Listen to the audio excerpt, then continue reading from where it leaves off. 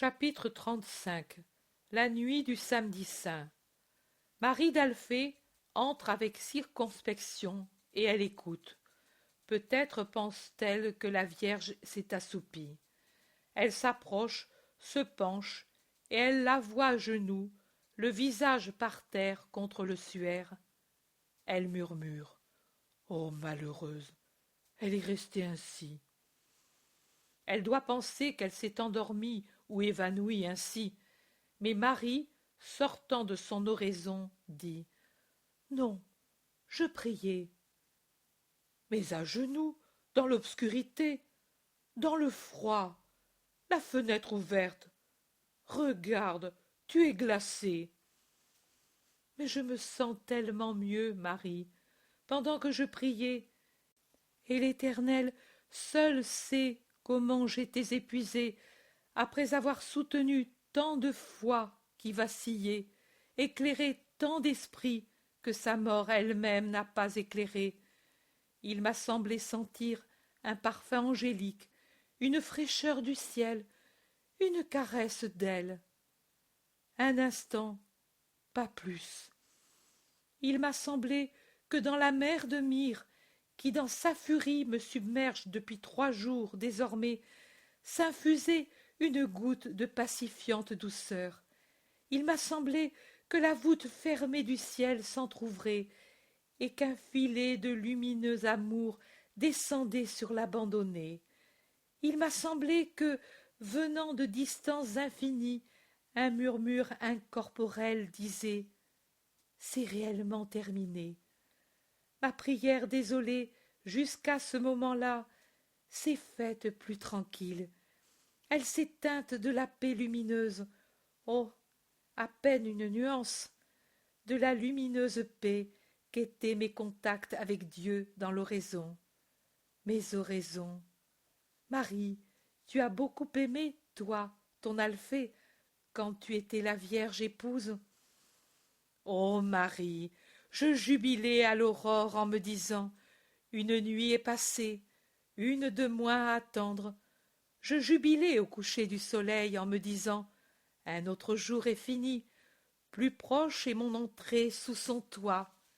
Et quand le soleil descendait, je chantais comme une alouette en pensant « Il viendra d'ici peu ». Et quand je le voyais venir avec son beau visage comme mon Jude, c'est pour cela que Jude est mon préféré, avec son œil de cerf énamouré comme les Montjacques, oh alors je ne savais plus où j'étais, et quand il me saluait en disant « Douce épouse », et que je pouvais lui dire « Mon Seigneur », alors je crois que si j'avais été écrasée à ce moment-là par un lourd char ou frappée par une flèche, je n'aurais pas senti la douleur. Et ensuite, quand je fus son épouse, ah! Marie se perd dans l'extase de ses souvenirs, puis elle demande « Mais pourquoi cette question ?» Pour t'expliquer ce qu'étaient pour moi les oraisons. Multiplie par 100 tes sentiments, fais-les monter à 1000 et 1000 puissances, et tu comprendras ce qu'a toujours été pour moi l'oraison, l'attente de cette heure. Oui, je crois que même si je ne priais pas dans la paix de la grotte ou de ma pièce, mais que je me livrais aux travaux de la femme, mon âme priait sans arrêt. Mais quand je pouvais dire « Voilà que vient l'heure de me recueillir en Dieu », j'avais mon cœur qui brûlait en battant fort, et quand je me perdais en lui, alors… Non, cela je ne puis l'expliquer. Quand tu seras dans la lumière de Dieu, tu le comprendras. Tout cela, depuis 3 jours, était perdu, et c'était encore plus déchirant que de n'avoir plus de fils. Et Satan travaillait ces 2 plaies superposées de la mort de mon enfant et de l'abandon de Dieu, en créant la 3e plaie de la terreur de l'absence de foi. Marie, je t'aime bien, et tu es ma parente. Tu le diras plus tard à tes fils apôtres, pour qu'ils sachent résister dans l'apostolat et triompher de Satan.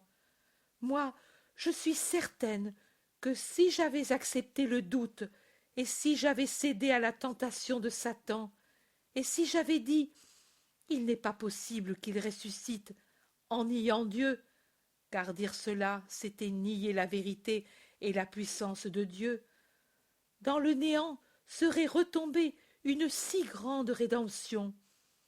Moi, nouvelle Ève, j'aurais mordu de nouveau à la pomme de l'orgueil et du sang spirituel, et j'aurais défait l'œuvre de mon Rédempteur. Les apôtres seront continuellement tentés ainsi, par le monde, par la chair, par le pouvoir, par Satan, qu'ils restent fermes contre toutes les tortures, et les corporelles seront les plus légères, pour ne pas détruire ce que Jésus a fait. Toi, Marie, dis-le à mes fils. Que veux-tu que sache dire ta pauvre belle-sœur? Oh, pourtant, s'ils étaient venus, patience, fuir à la première heure. Mais ensuite, tu vois que Lazare et Simon avaient l'ordre de les conduire à Béthanie. Jésus sait tout. Oui, mais oh, quand je les verrai, je leur ferai d'âpres reproches. Ils ont été des lâches. Que tous le soient, mais pas eux, mes fils. Je ne leur pardonnerai jamais. Pardonne, pardonne. Cela était un moment d'égarement. Il ne croyait pas que lui pouvait être pris. Lui l'avait dit. C'est bien pour cela que je ne leur pardonne pas. Ils le savaient. Ils étaient donc déjà préparés. Quand on sait une chose et que l'on croit celui qui l'a dit, rien n'étonne plus.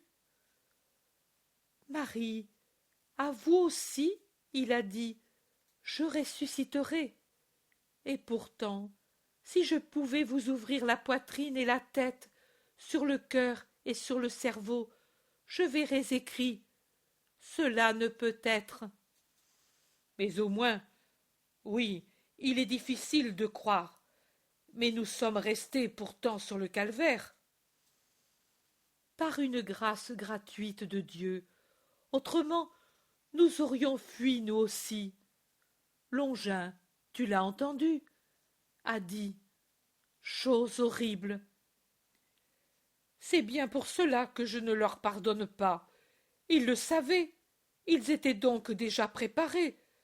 Quand on sait une chose et que l'on croit celui qui l'a dit, rien n'étonne plus. Marie, à vous aussi, il a dit, je ressusciterai. Et pourtant, si je pouvais vous ouvrir la poitrine et la tête, sur le cœur et sur le cerveau, je verrais écrit « Cela ne peut être ». Mais au moins, oui, il est difficile de croire, mais nous sommes restés pourtant sur le calvaire. Par une grâce gratuite de Dieu, autrement nous aurions fui nous aussi. Longin, tu l'as entendu, a dit « Chose horrible ». Et c'est un guerrier. Nous, femmes, seules avec un garçon, nous avons résisté grâce à une aide directe de Dieu. Ne t'en glorifie donc pas. Ce n'est pas notre mérite. Et pourquoi pas eux? Parce qu'ils seront les prêtres de demain. Ils doivent donc savoir pour l'avoir éprouvé, comme il est facile à celui qui a été fidèle à un credo d'abjurer. Jésus ne veut pas de prêtres comme ceux qui le sont si peu, qu'ils sont devenus ses ennemis les plus tenaces. Tu parles de Jésus, toi, comme s'il était déjà revenu. Tu le vois, toi aussi tu avoues que tu ne crois pas. Comment donc peux-tu faire des reproches à tes fils? Marie d'Alphée ne sait que répliquer. Elle reste tête basse, remue machinalement des objets. Elle trouve la petite lampe et sort avec elle pour revenir ensuite après l'avoir allumée et la met à sa place ordinaire. Marie s'est assise de nouveau près du suaire déplié. Le suaire, à la lumière jaune de la lampe à huile, avec sa flamme qui tremble, acquiert une vivacité particulière et paraît mouvoir la bouche et les yeux. « Tu ne prends rien ?» demande sa belle-sœur, un peu mortifiée. « Un peu d'eau. J'ai soif. » Marie va et revient avec du lait. « N'insiste pas. Je ne puis pas. De l'eau, oui. Je n'ai plus d'eau en moi. Je crois n'avoir pas de sang non plus, mais… » On frappe à la porte. Marie d'Alphée sort. Un chuchotement dans le vestibule, et puis Jean passe la tête à l'intérieur. « Jean, tu es revenu? Encore rien? » « Si, Simon-Pierre. Et le manteau de Jésus. Ensemble. Au Gethsémani. Le manteau. » Jean glisse à genoux et dit. Mais il est tout déchiré et tout plein de sang. Les empreintes des mains sont de Jésus. Seul lui les avait si longues et si fines, mais les déchirures viennent des dents.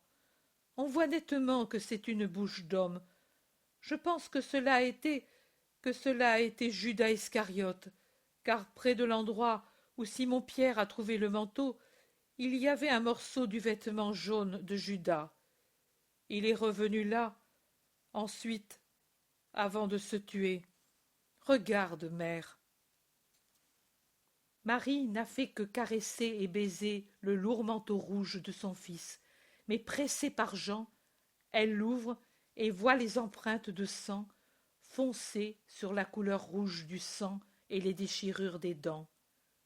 Elle tremble et murmure. « Que de sang !» Elle paraît ne voir que lui.